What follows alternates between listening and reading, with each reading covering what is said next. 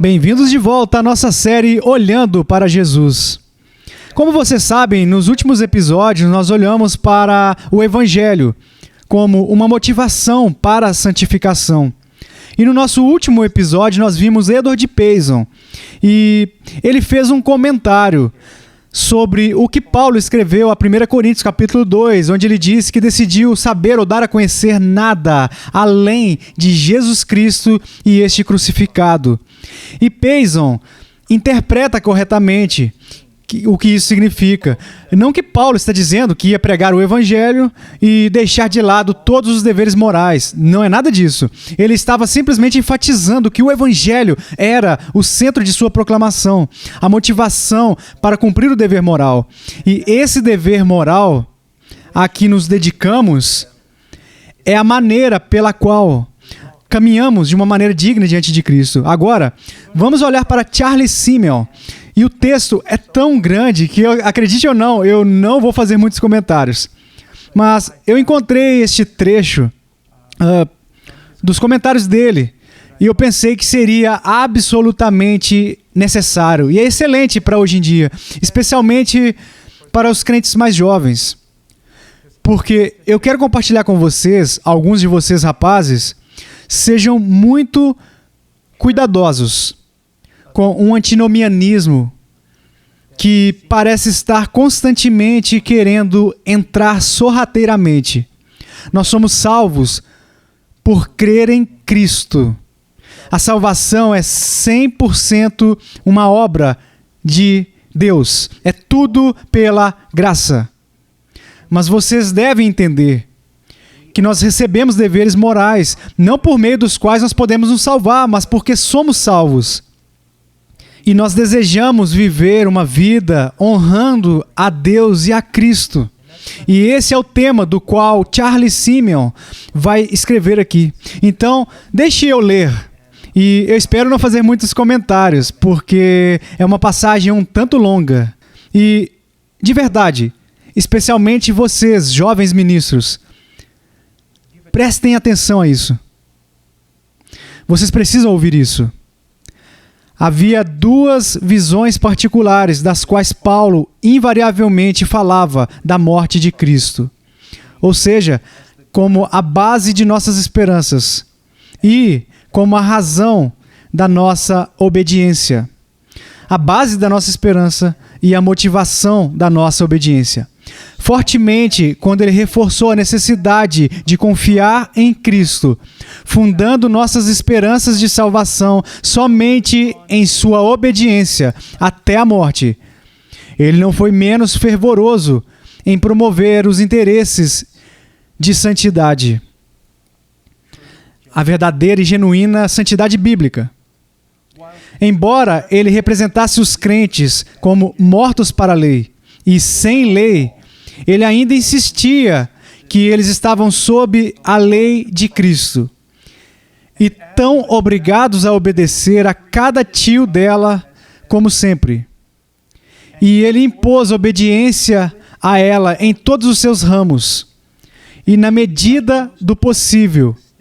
Além disso, quando as doutrinas que ele havia inculcado estavam correndo perigo de serem usadas para fins licenciosos, ele expressou a sua total aversão a tal procedimento e declarou que a graça de Deus, que se manifestou salvadora a todos os homens, os ensinou que, renegadas a impiedade e as paixões mundanas, eles deveriam viver de maneira sensata, justa e piedosamente no presente século.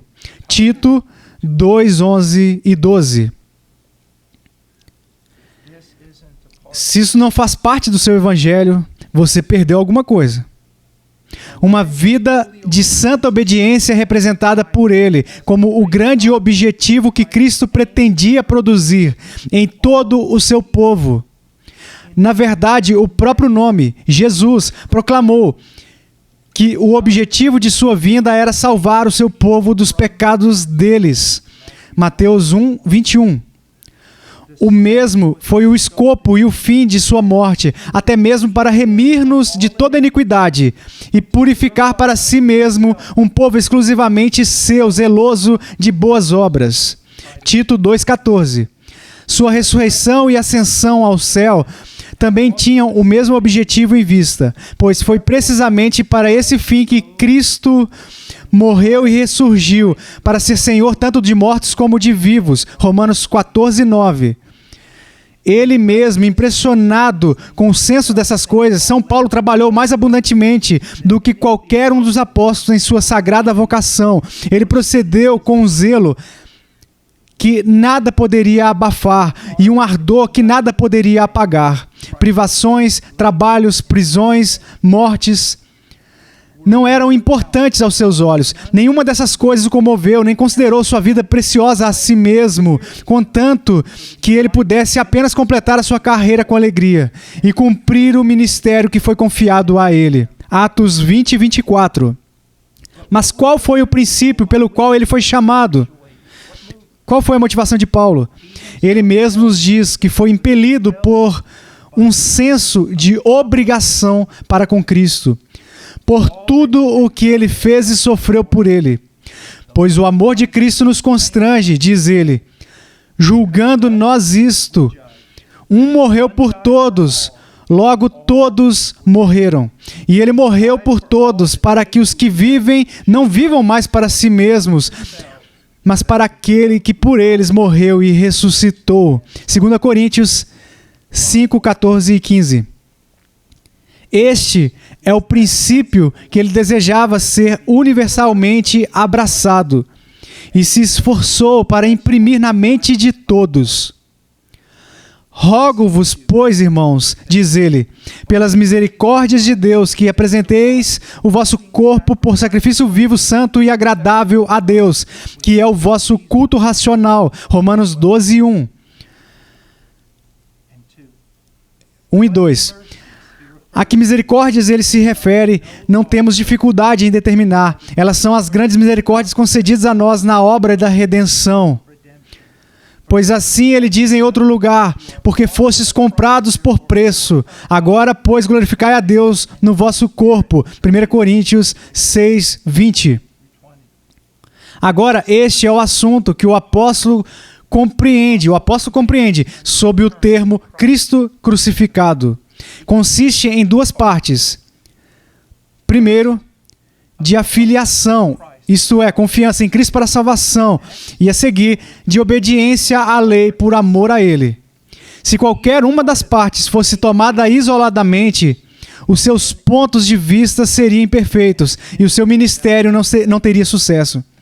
Se ele tivesse negligenciado apresentar Cristo como o único Salvador do mundo, ele teria traído a sua confiança e levado seus ouvintes a construir suas esperanças sobre um alicerce de areia. Por outro lado, se ele tivesse negligenciado inculcar a santidade e estabelecer o amor redentor como o grande incentivo à obediência, ele teria sido justamente acusado daquilo que muitas vezes foi falsamente imputado a ele. Um espírito antinomiano, e suas doutrinas teriam merecido o ódio que muito injustamente foi lançado sobre ele. Mas de nenhum lado ele errou. Ele não esqueceu nem o fundamento e nem a superestrutura. Ele distinguiu corretamente entre eles e manteve cada um em seu lugar. Então, irmãos, é o que nós devemos fazer. Devemos pregar o Evangelho a todos os homens, chamando todos os homens para virem e serem livres e abraçarem o Salvador pela fé. Nós devemos proclamar nas casas sobre graça, graça, graça e graça, que a nossa posição, a nossa união, tudo o que nós somos diante de Deus foi realizado em Cristo. Nós devemos pregar isso. Você não pode pregar a graça excessivamente. Mas também devemos pregar que aqueles que acreditaram, que foram redimidos imutavelmente, agora são chamados a viver de uma maneira dignos desse chamado. E como nós não nascemos neste mundo com sabedoria, Nós não nascemos de novo com muita sabedoria. É uma joia que precisa ser obtida. É uma lição que deve ser aprendida. Estudando não apenas algumas epístolas, mas o conselho completo de Deus. E julgando o conselho completo, interpretando o conselho completo corretamente. Não deixe nenhuma parte deste livro escapar.